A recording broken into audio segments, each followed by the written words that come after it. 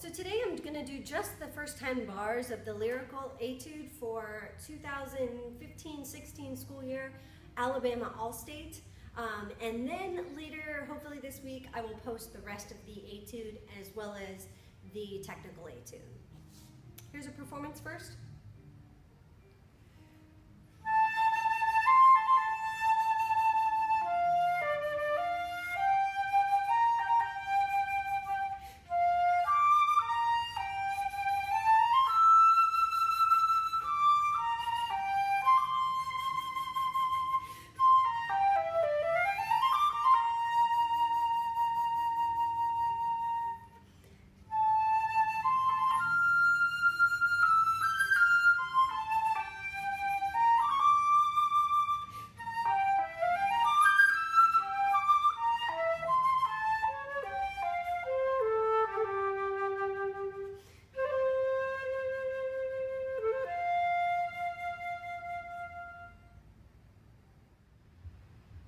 Okay, first let me start with a couple of suggested places for breathing. I breathe in between the G and the F in the third beat of the second bar. So after, breathe here. And then I go all the way until after that tied C in bar 4. So after, breathe. Then you breathe obviously on that next quarter note in bar 5. And then in bar 7, I'm actually taking a quick little catch breath after that D that's tied over. So right after the third beat. So that one would sound.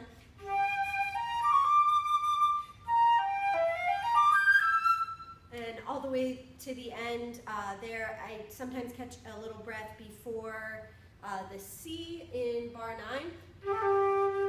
Quick breath. Just to get me to the end comfortably. The next thing that we need to look at are some of these rhythms, and they are difficult. I am counting this in the quarter note, but it's also helpful to practice it at the 8th note. Okay, so if you're doing the 8th note tempo, you want to put your metronome on 8th note equals 112. Okay, so that would double the tempo, but then you would be counting in 8th notes. So that first bar would be 1, 2, and da-dee-da, 1, 2, 3, 4, 1, ba-ba-dee-da. And you can hear that sort of, I'll try and stamp out the beat, and as we go forward with the 8th note beat. So 1, 2, tap with me.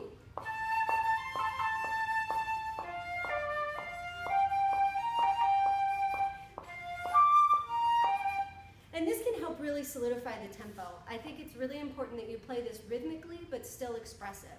Expressive doesn't always mean that we have to play with lots of rubato and take a lot of time. It can be expressive, but still just show the rhythm 100% all the way through. Another thing that we want to take into consideration are these runs. So let's look actually in bar 4. We have 16th notes on beat 3, so that would be 3 E and then on the 4th beat, we have 30 seconds. For 30 seconds, I just say 1, 2, 3, 4, 1, 2, 3, 4, 1. Okay, so we'd have 3 E and 1, 2, 3, 4, 1, 2, 3, 4, 1. Try and play that with me. We have 1, 2. And I just practice getting to that B flat. Okay, if you're having trouble with the 30-second notes, this is just an F major scale starting on D going up to D. Okay, so it's just your F major scale. We're just going to practice the first part. So we're going to go from D to the A. So we're going to go 1, 2, 3, 4, 1. 1, 2, 3, 4, 1. Say it. 1, 2, 3, 4, 1, and then play it. Make your fingers play the rhythm. So 1, 2, 3, 4, 1. 1, 2, 3, 4, 1. Ready, and. In order to have control of this, the rhythm has to be accurate. Then we do the next set. So the A up to the D, and we actually land on the B. We always want to do groups of 4 plus 1. So we'd have 1, 2, 3, 4, 1. A, B, C, D, B flat. Again, do-da-da-da-da. 1, 2, 3, 4, 1. 1, 2, 3, 4, 1. Make your fingers play the rhythm. Ready, and. Again, I'm using thumb B flat for all of this. This entire intro, there aren't any B naturals yet, so you just want to be using thumb B flat. If you're unsure of how to use thumb B flat, check out my video on thumb B flat that's on my channel as well. Okay, so we do that last one again. 1, 2, 3, 4, 1. 1, 2, 3, 4, 1. Now we try and put them together. 1, 2, 3, 4, 1, 2, 3, 4, 1. Ready, and.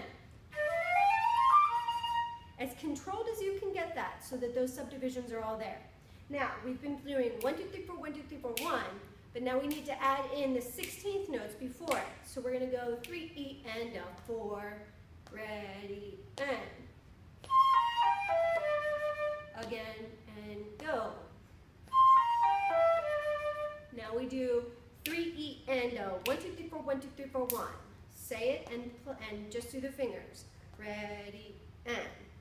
3, 8, and 1, 2, 3, 4, 1, 2, 3, 4, 1. Make the fingers play the rhythm. Here we go. 1 and 2. 3, E, and 1, 2, 3, 4, 1, 2, 3, 4, 1. And go. And then to add on that last little bit that you already know. So it's 1 and 2.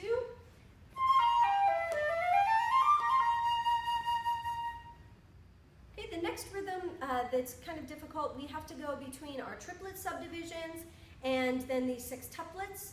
And so let's look at bar 6. Here we have 1 E and right, on the first beat. Then we have those 30 seconds, so 1, 2 and, 1, 2 E on the second beat.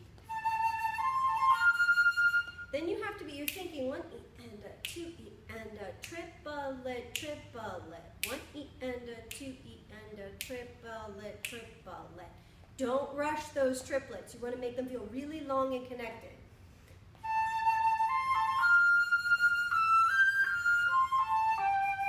Now you try and play it, and I'm going to say the counts and keep you really steady. So 3 and go. 1 E and a dee da da. Triplet, triplet, 1. Okay? With me? Ready, and.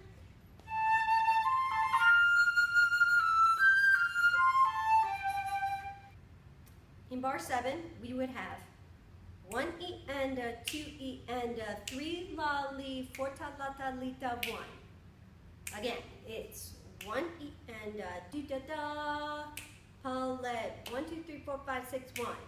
Gotta keep those 6 notes in one beat. 1 2 3 4 5 6 1, or 1 ta la ta li ta 1. 4 ta la ta li ta 1. Let's just try those. 4 ta la ta li ta 1. How about 4 ta la? Sorry, 4 ta la ta. 4 ta la ta li. 4 ta la ta li. So I'm going up to that D, and now we're going to go over the top. I just practiced those 3 notes, D, G, E. If you had trouble and you're cracking that E, I suggest taking off the pinky and really sing on that E downbeat. So you'd have.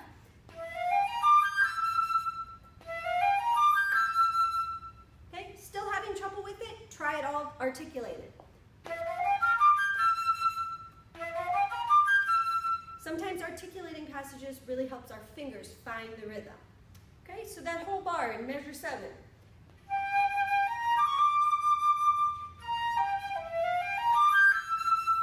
Okay, you're noticing that I'm practicing the breath right now. Even though I don't need to take that breath there, I'm still practicing it. Okay, let's keep our tempo going and try it one more time.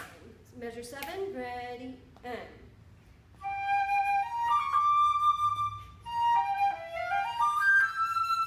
You can also think of that last beat as triplet, triplet, 1, triplet, triplet, 1, whereas the bar above it, we have 1, 2, 3, 4, 1, 2, 3, 4, 1.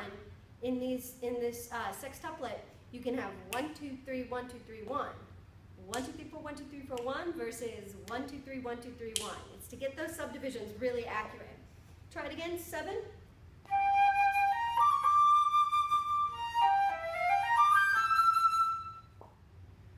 Finally, the legato quality is really important throughout this entire etude.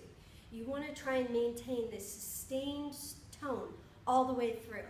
Okay, this becomes really tricky when you you get to bar 8, when you have all these big leaps.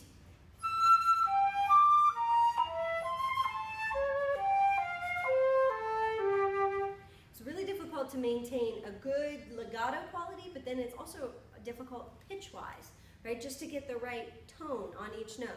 I suggest practicing it like this.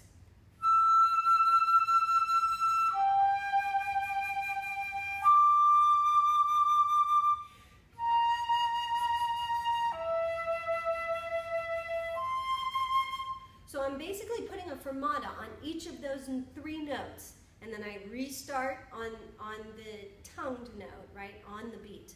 And then I put a fermata. You want to pay attention to the connections between the notes, but also the tone quality while you're playing the note and also in between the notes, so that we don't have,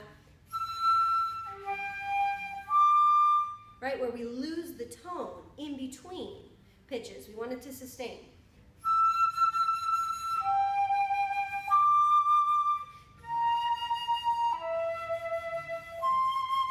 If you find a particular interval that's difficult, you can go work down to it chromatically. So let's take this first one that is pretty difficult. From the E to the G. We're going to practice E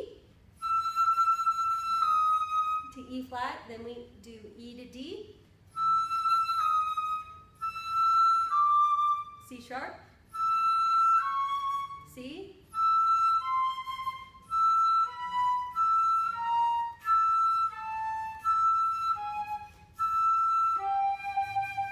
maybe don't go through it quite as fast as I just did, but you want to make sure that you keep those connections. It should get slightly more difficult as you go down, so try and make them sound just as easy as your first half step.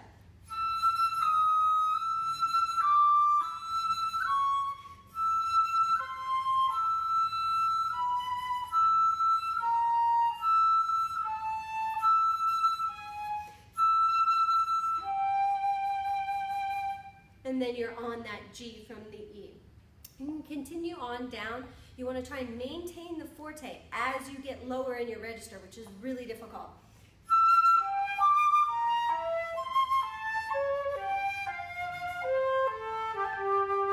I would suggest putting a little extra emphasis on the 4th beat to sort of remind you to crescendo into that G. And then we can start doing the diminuendo. I do it a little bit earlier than marked. It just feels natural musically to do it there. Okay, best of luck on your practice. I hope to have that next video up shortly.